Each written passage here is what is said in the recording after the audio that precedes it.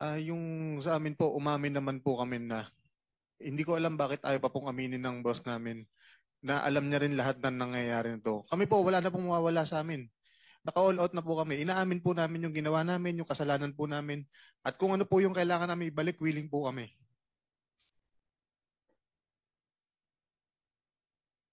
Hindi nyo pa sinasabi kung sino yung lahat yung mga proponents, sino yung pass-through, sino eh. Kulang pa yung inyong salaysay eh.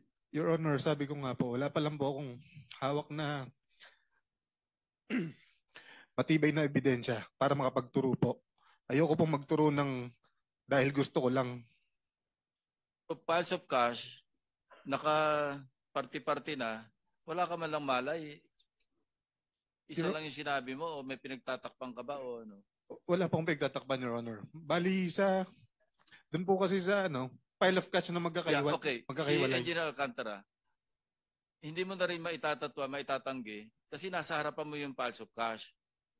More or less, alam mo rin kung paano yung, kasi ikaw ang district engineer eh. At ikaw rin tinuturo, nakausap kung sino-sinong tao. Kanino para sa proponent, kanino para kay, may mayor pa nga nababanggit eh.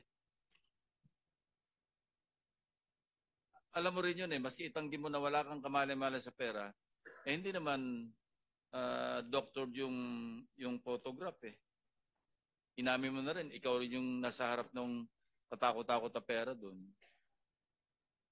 Hanggang ngayon, hindi ko pa nga maipaliwanag kung bakit baliktad kontraktor na nagbabayad sa, sa DPWH. Dapat DPWH ang nagbabayad sa kontraktor. Tapos cash pa yung bayad. So ano, nasaan na tayo? Mr. Chairman, yung bang disbursement lahat doon sa district, dapat nakapirma yung district engineer? Your Honor, Engineer Alcantara. yes po. After the accountant has signed, I will sign po. Ako po yung pinakahuli, Your Honor.